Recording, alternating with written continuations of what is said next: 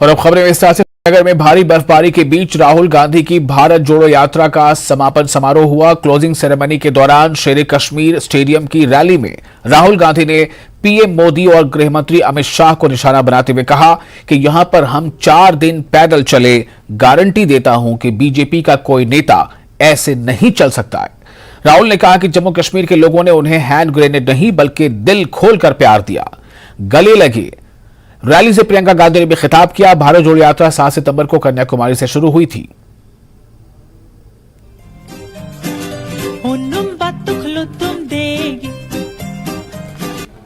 यात्रियों ने हमें दिखाया, एक रास्ता दिखाया है, प्रेम का रास्ता, एकता का रास्ता, सबको एक साथ लेकर चलने का रास्ता। तो आज यहाँ पर खड़े हुए आप सबको मैं धन्यवाद देना चाहती हूँ, बधाई देना चाहती हूँ कि आपने हमारे देश में एक रोशनी की किरण दिखाई है और मेरी आशा है कि ये देश में फैलेगी, नफरत खत्म होगी और प्रेम इस देश को आगे बढ़ाएगा और आप सबको एक साथ जोड़ेगा। घुटने में प्रॉब्लम आई और जबरदस्त प्रॉब्लम आई, पूरा अहंकार उतर गया और मैं सोचने लगा क्या मैं ये जो 3500 किलोमीटर है क्या मैं इनको चल पाऊंगा या नहीं। तो जो मैंने सोचा था आसान काम होगा वो काफी मुश्किल हो गया, मगर फिर मैंने किसी न किसी तरीके से ये काम पूरा कर दिया। बहुत कुछ सीखने को मिला। कश्मीर की ओर आ रहा था और मैं सोच रहा था कि इसी रास्ते पे मैं नीचे से ऊपर जा रहा हूं। मैं सोच रहा था कि इसी रास्ते से सालों पहले मेरे रिश्तेदार नीचे से ऊपर आए, सॉरी ऊपर से नीचे आए। कश्मीर से इलाहाबाद गंगा की ओर। जम्मू कश्मीर के लोगों ने मुझे हैंड ग्रेनेड नहीं दिया, अपने दिल खोलकर प्यार दिया, गले लगे।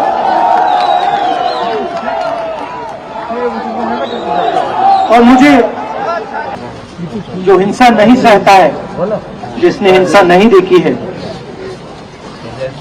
उसे ये बात समझ नहीं आएगी। जैसे मोदी जी हैं, अमित शाह जी हैं, आरएसएस के लोग हैं, उन्होंने हिंसा नहीं देखी।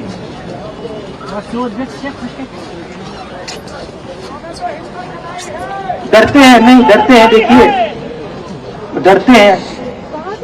यहाँ पे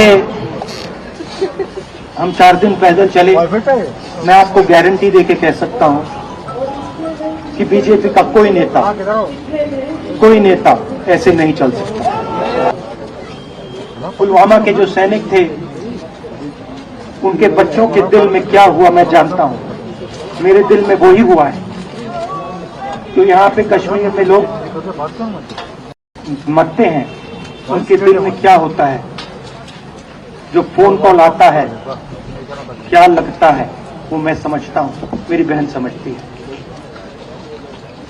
तो कल किसी जर्नलिस्ट ने मुझसे पूछा यात्रा का क्या लक्ष्य है।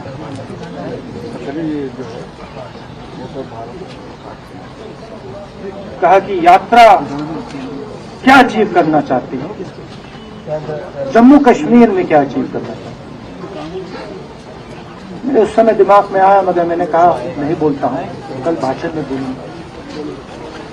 यात्रा का लक्ष्य है कि ये जो फोन कॉल हैं, चाहे ये आर्मी के हों, चाहे सीआरपीएफ के हों, चाहे कश्मीर के लोगों के हों, फोन कॉल बंद हो। पीछे कर आप भैया, हाथ जगह आ गए, भैया हेलो, इसको बोलो कैमरा। किसी बच्चे को, किसी माँ को, किसी बेटे को ना लेना पड़े। मेरा लक्ष्य ये जो फोन कॉल हैं इनको बंद करने का है। और कांग्रेस की भारत जोड़ो यात्रा के समाप्त होने के बाद भारतीय जनता पार्टी ने तीखा हमला बोला है। बीजेपी प्रवक्ता सुधांशु त्रिवेदी ने कहा कि राहुल गांधी की यह यात्रा फेल रही। सुधांशु त्रिवेदी ने कहा कि इस यात्रा में टुकड़े टुकड़े गैंग के लोग भी शामिल हुए थे। बीजेपी प्रवक्ता ने कहा कि राहुल गांधी की इस यात्रा के दौरान सेना के सम्मान और वीरता पर सवाल उठाए गए। पाकिस्तान में घुसकर जो सर्जिकल स्ट्राइक की गई उस पर सवाल उठाए गए। उन्होंने कहा कि ये पूरी यात्रा विवादों से भरी रही।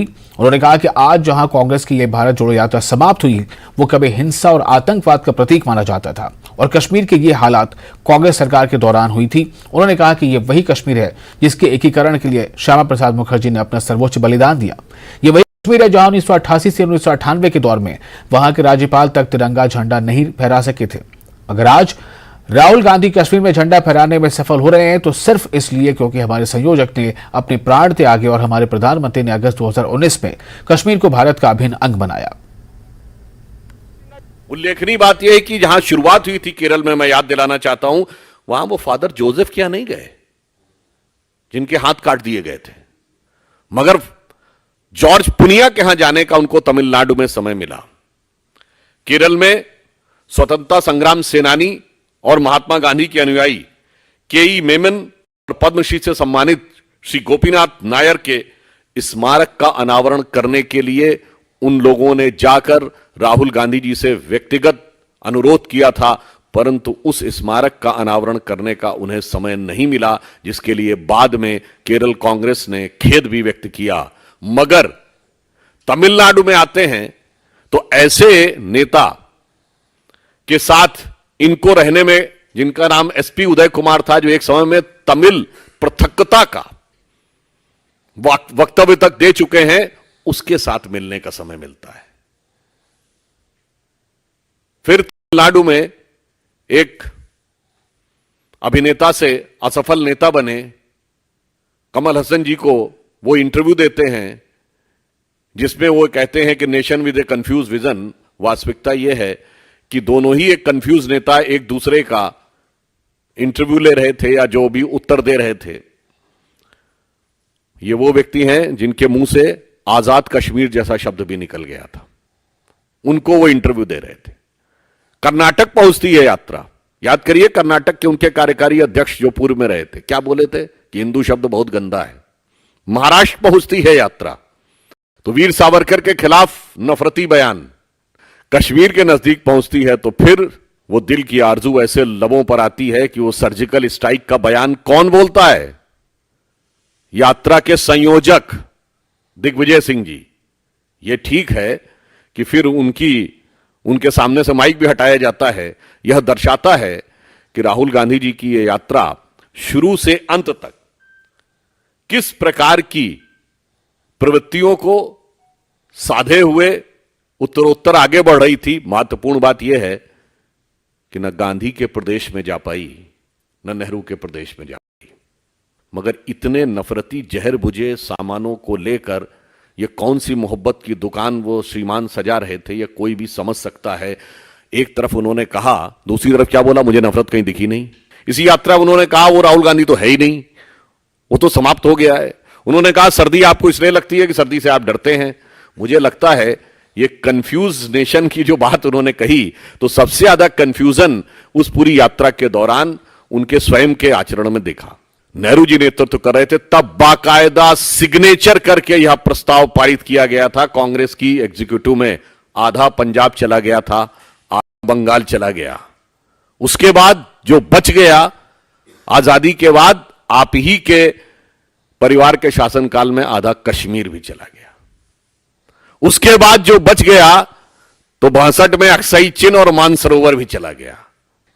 आज यदि आप झंडा फहराने में सफल हो रहे हैं तो वो तब जब हमारे संस्थापक अध्यक्ष ने इसके लिए अपने प्राण बलिदान किए और हम कहते थे जहां हुए बलिदान मुखर्जी वो कश्मीर हमारा है। और उसके बाद समय समय पे हमने उस कश्मीर के लिए जान की बाजी लगाकर हमारे नेताओं ने वहां जाकर झंडा फहराया और भारत के इतिहास के सबसे दृढ़ निश्चय के राजनीतिक निर्णय में जब हमारे प्रधानमंत्री जी ने 2019 में निर्णय लिया, तो आज वो हालात बने हैं कि वहां पर जाकर 26 जनवरी 15 अगस्त को डल लेक पे तिरंगे की पूरी लाइन दिखती है, कतार दिखती है और आप यह झंडा फहराने में सफल हो रहे हैं। गुजरात दंगों पर पीएम मोदी को लेकर बनाई गई बीबीसी डॉक्यूमेंट्री पर प्रतिबंध लगाने का मामला अब सुप्रीम कोर्ट में पहुंच चुका है। इसी मसले पर देश के कानून मंत्री किरेन रिजिजू ने अपनी प्रतिक्रिया दी है। उन्होंने डॉक्यूमेंट्री पर प्रतिबंध को चुनौती देने वाली याचिकाओं को सुप्रीम कोर्ट के कीमती समय की बर्बादी करार दिया। गुजरात दंगों के दौरान पीएम मोदी के नेतृत्व पर सवाल उठाने वाली बीबीसी डॉक्यूमेंट्री के क्लिप को साझा करने से रोकने वाले एक सरकारी आदेश के खिलाफ दायर याचिका पर सुप्रीम कोर्ट अगले हफ्ते विचार करेगा। कानून मंत्री किरेन रिजिजू ने कहा कि इस तरह वो माननीय सर्वोच्च न्यायालय का कीमती समय बर्बाद करते हैं, जहां हजारों आम नागरिक न्याय के लिए इंतजार कर रहे हैं, तारीख मांग रहे हैं। इंडिया द मोदी क्वेश्चन शीर्षक वाली डॉक्यूमेंट्री को सरकार द्वारा एक पक्षपाती बताकर इसे खारिज कर दिया गया है। साथ ही सोशल मीडिया पर इससे जुड़ी क्लिप को साझा करने पर रोक लगा दी गई है।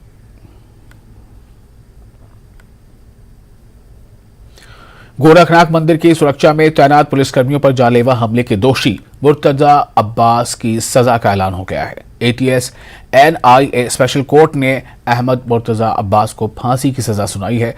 मुर्तजा यूएपीए देश के खिलाफ जंग छेड़ने जानलेवा हमले में दोषी पाया गया था और उसके खिलाफ चल रहे मामले में 9 महीने में सुनवाई पूरी कर सजा सुनाई गई है। गोरखनाथ थाने में 4 अप्रैल 2022 को यह मामला दर्ज हुआ था। फिर इस मामले में एटीएस ने जांच कर चार्जशीट लगाई थी। गोरखनाथ मंदिर हमले की घटना में रिकॉर्ड 60 दिनों के न्यायिक जांच में अहमद मुर्तजा अब्बासी को एनआईए कोर्ट ने आईपीसी की धारा 121 में मौत की सजा और 307 आईपीसी में आजीवन कारावास की सजा का ऐलान किया है। इस मामले की जांच करते हुए एनआईए को पता चला कि गोरखनाथ मंदिर का हमलावर नेपाल भी गया था और पुलिस को उसके पास से कई संदिग्ध दस्तावेज भी मिले थे।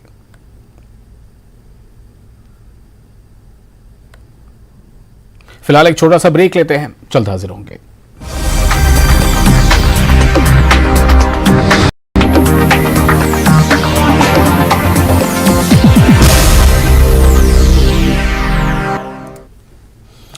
साल 2013 के एक रेप केस में गांधीनगर सेशन कोर्ट ने आसाराम को दोषी करार दिया है। मंगलवार को अदालत इस मामले में सजा का ऐलान करेगी।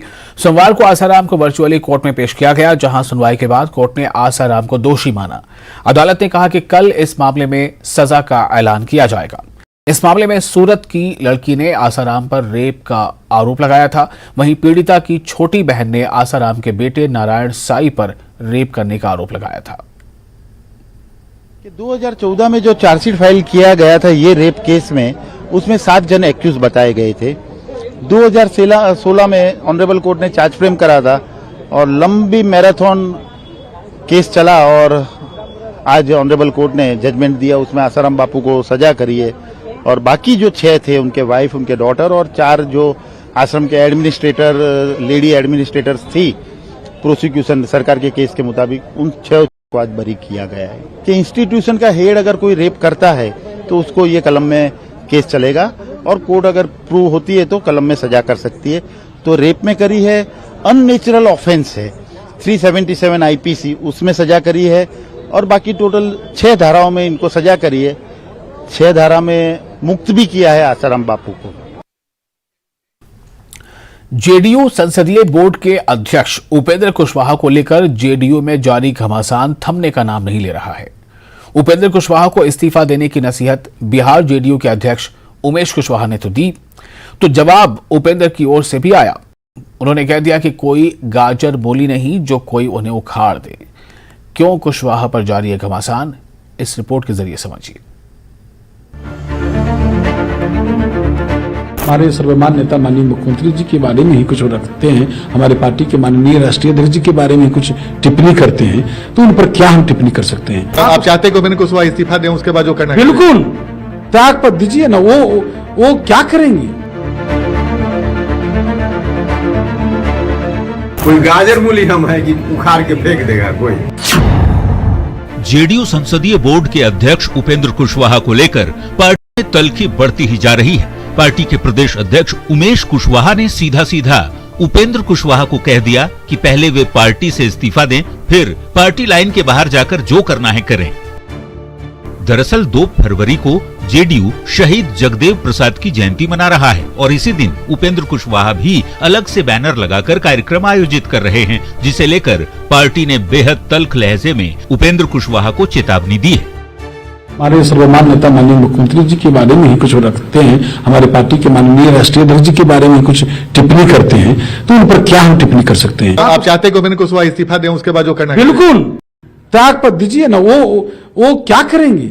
माननीय संसदीय बोर्ड के अध्यक्ष को जो सम्मान मिला है और इस सम्मान के साथ इस तरह के माने फज्जियत कर रहे हैं, तो ये सब चीज उनको देखना चाहिए, सोचना चाहिए, खुद सोचना चाहिए उनको क्या करना है सर। बिहार जेडीयू के अध्यक्ष कहते हैं कि उपेंद्र कुशवाहा को पहले इस्तीफा देना चाहिए, तो कुशवाहा बेहद तल्ख अंदाज में जवाब भी दे रहे हैं। उपेंद्र कुशवाहा कहते हैं कि कोई गाजर मूली थोड़े हैं जो कोई उखाड़ देगा। आपके सामने तो आगे कुआं पीछे खाए वाला स्थिति है। उपेंद्र जी पार्टी करे के निकाल देंगे, पार्टी कार्यक्रम नहीं करने देंगे। अरे कैसे कोई निकाल देगा उपेंद्र कुशवाहा को? उपेंद्र कुशवाहा कोई गाजर किसकी है? फेंक देगा? कोई गाजर मूली हम है कि उखाड़ के फेंक देगा कोई? ऐसे थोड़ी होता है। जेडीयू में यदि प्रेशर पॉलिटिक्स की शुरुआत हुई है तो महागठबंधन के दलों में पहले से ही सीएम की कुर्सी को लेकर खींचतान की बातें भी सुनने को मिल चुकी हैं। आरजेडी के नेता कई बार तेजस्वी यादव को मुख्यमंत्री बनाने की बात कह चुके हैं। ऐसे में जेडीयू के भीतर कुशवाहा को लेकर मचे घमासान पर सियासत बेहद गर्म हो गई है। न्यूज 18 के लिए बक्सर से पुष्पराज के साथ पटना से आनंद अमृतराज की रिपोर्ट। और एमपी में इसी साल विधानसभा चुनाव होने हैं और चुनावी साल में कांग्रेस और बीजेपी के बीच आरोप प्रत्यारोप का दौर जारी है। एक रिपोर्ट देखिए।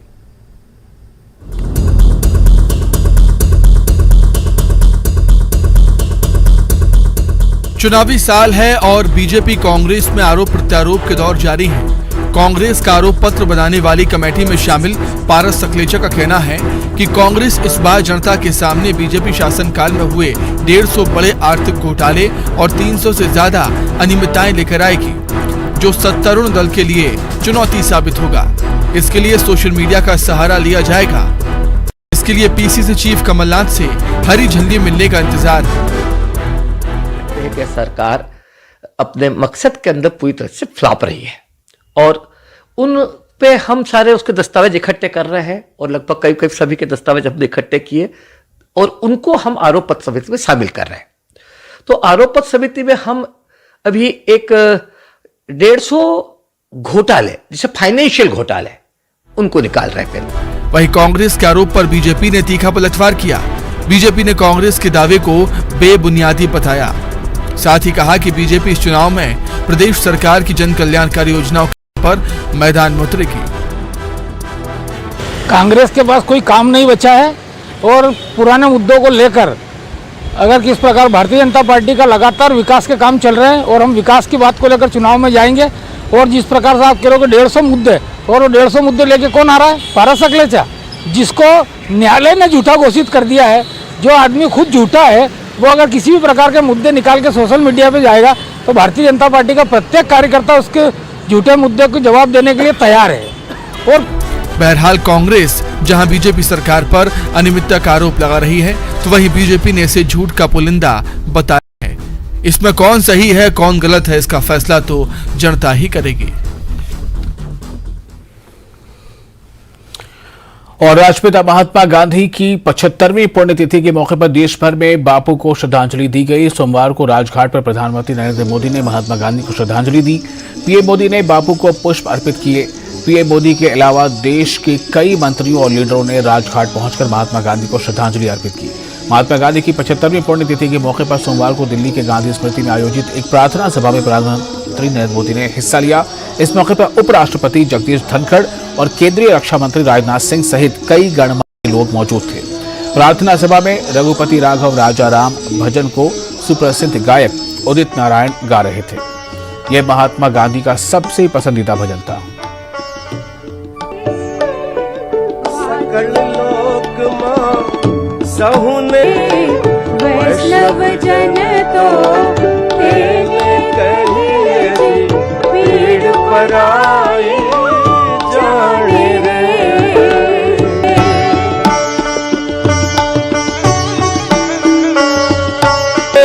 कपट रहित छे काम क्रोध जाने रे। वैष्णव जन तो मन सीताराम सीताराम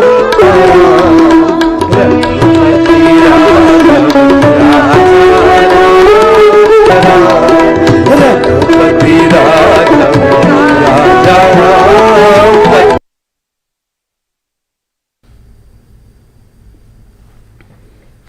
पाकिस्तान के पेशावर में उच्च सुरक्षा वाले क्षेत्र की एक मस्जिद में सोमवार को हुए आत्मघाती हमले में 45 से ज्यादा लोगों की मौत हो गई, जबकि 100 से ज्यादा लोग घायल हो गए। धमाका इतना जोरदार था कि उसकी वजह से मस्जिद का एक हिस्सा पूरी तरह से ढह गया। अधिकारियों ने बताया कि पुलिस लाइंस क्षेत्र के समीप मस्जिद में जोहर की नमाज के दौरान धमाका हुआ। आत्मघाती हमलावर ने विस्फोट कर खुद को उड़ा लिया। पेशावर के पुलिस अधीक्षक शहजाद कौकब ने मीडिया को बताया कि जब नमाज पढ़ने के लिए मस्जिद में वो दाखिल ही हुए थे तभी यह धमाका हुआ, लेकिन सौभाग्य से उनकी जान बच गई। हालात को देखते हुए पेशावर में मेडिकल इमरजेंसी घोषित की गई है। वहीं गवर्नर ने अपील की है कि पेशावर के युवा ब्लड डोनेट करने आए, क्योंकि घायल हुए लोगों की संख्या बहुत ज्यादा है।